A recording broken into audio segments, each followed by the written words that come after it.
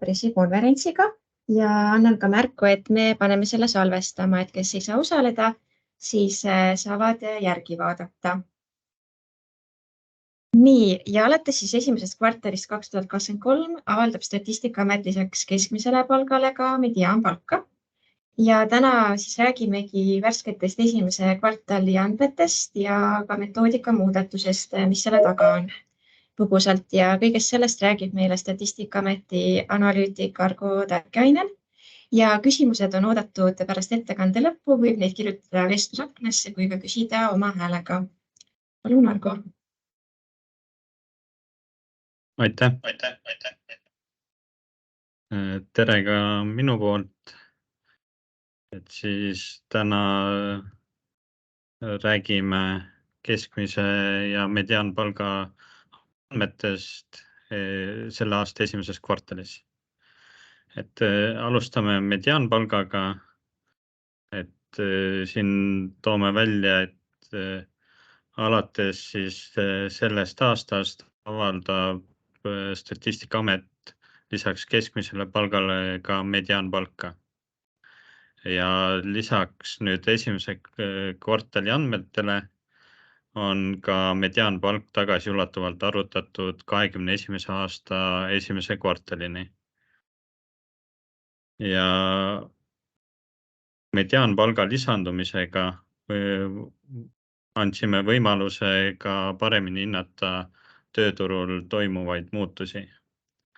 Ja siis meeldetuletuseks ka, et mida siis mediaanpalk tähendab, et tegemist on palganäitajaga, millest väiksemat ja suuremat palka teenib võrdselt sama palju inimesi. Ja siia oleme toonud ka näite, et kui ettevõtte töötajad saavad palka vastavalt 700, 900, 1100, 2000 ja 2500 eurot, siis antud ettevõtte mediaanpalk on 1100 eurot. Ehk siit on näha ka, et see ongi keskmine neist, et 2 töötajat teenib alla selle ja 2 töötajat üle. Ja kui me arutame keskmist, siis antud ettevõtte näitel siis keskmine palk on 1440 eurot.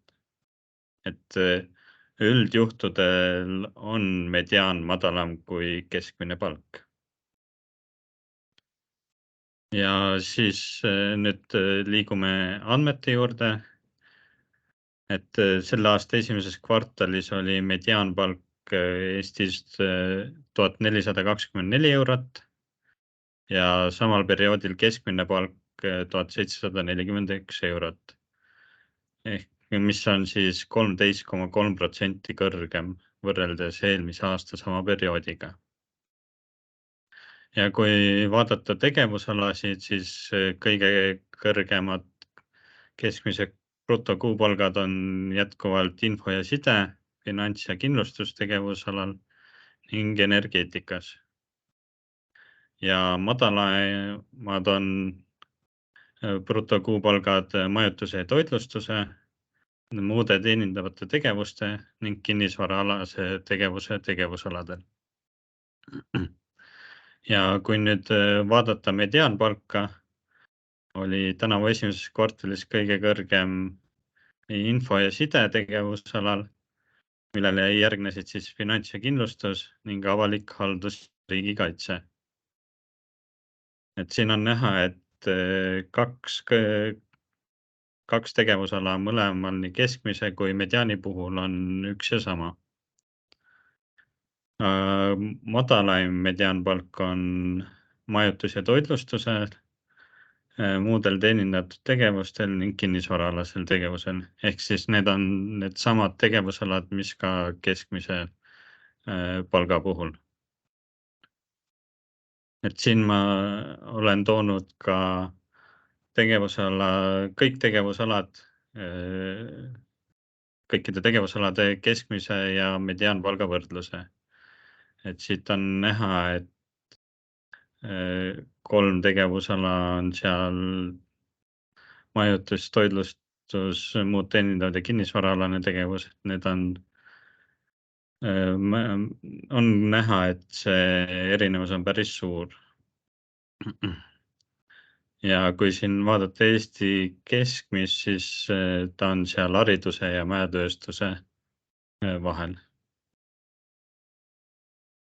Ja siis on ka välja toodud maakondlikult keskmine palk ja mediaanpalk. Et siin näeme, et Tallinnas on kõige kõrgem nii keskmine kui mediaan ja siis lisaks on veel Harjumaa, et seal on ka Tallinn kaasa arvatud. Ja siis kõige madalamad on meil keskmise palga mõistes Valga, Saare ja Hiiu. Et ja seal, aga kui mediaane vaatame, siis on näha, et ka Ida-Virumaa on madalam kui näiteks Hiiu maakond. Siis järgnevalt, vabandust, reaalpalk, et selle aasta esimeses kvartalis oli reaalpalk 1443 eurot, mis on siis 3,2% väiksem kui eelmisel aastal esimeses kvartalis. Ja reaalpalgas võetakse arvesse ka inflatsiooni ja reaalpalk siis näitab keskmise brutokuupalga ostujõudu. Ehk siis kui palju tooteid ja teenuseid saab keskmise brutokuupalgaga tarbida. Ja siia olen toonud siis uue metoodika alusel arvutatud reaalpalgad ja siis muutused alates 2022. aastast. Et siit on näha, et reaalpalga kahanemine on aeglustunud ja on samal tasemel, mis eelmine aasta. Ehk siis muutus. Et siin eelmise aasta lõpp oli olukord kehvem. Ja siis keskmine ja mediaanpalk, et millal kasutada ja kuidas nad omavahel siis seotud on.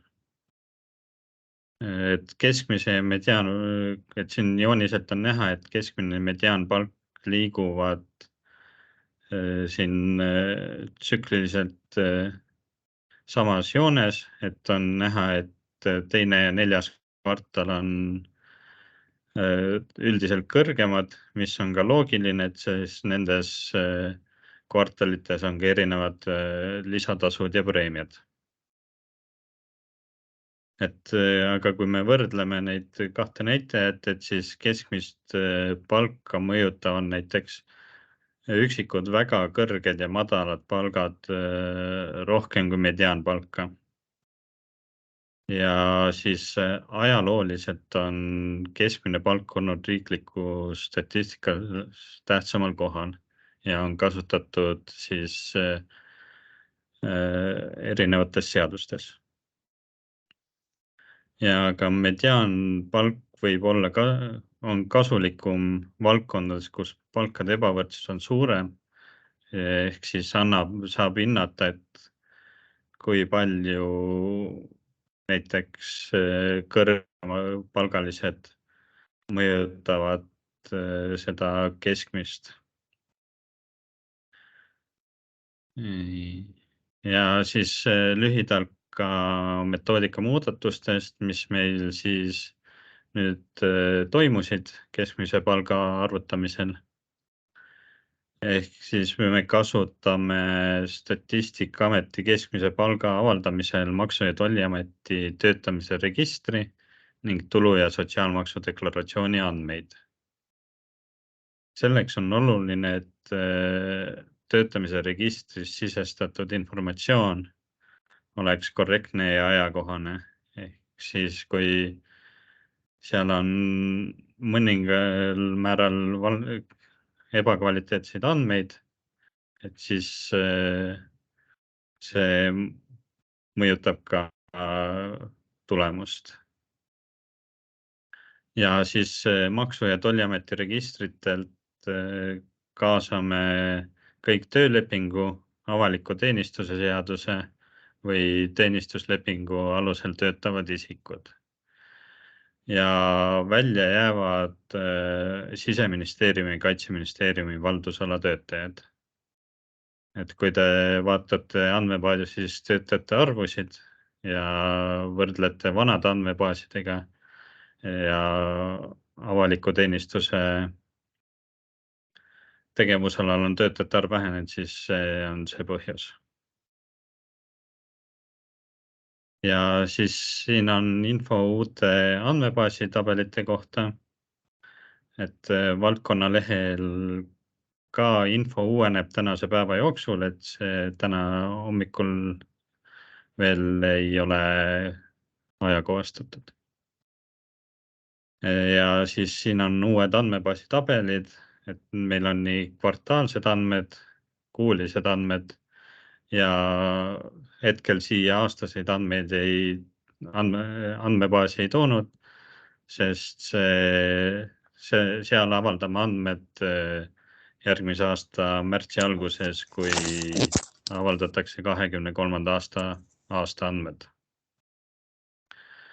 Ja siis palgarakenduse osas läheb juuni algusest üle samadele andmeallikatele ehk seal mediaanpalk peaks olema sama. Ja siis nad on võrreldavad omavahel. Ja siis minu poolt on kõik. Aitäh!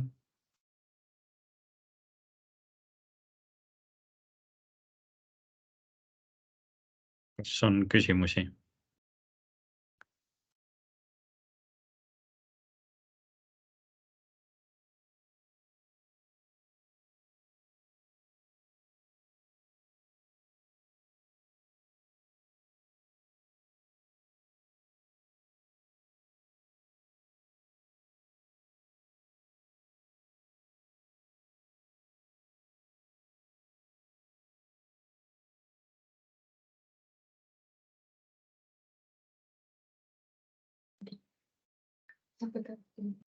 Nii, et kui küsimusi praegu ei ole, siis saab kirjutada ka press@stat.ee või stat@stat.ee. Siis saame kirjalikult vastata, kui küsimused pärastpoole tekivad.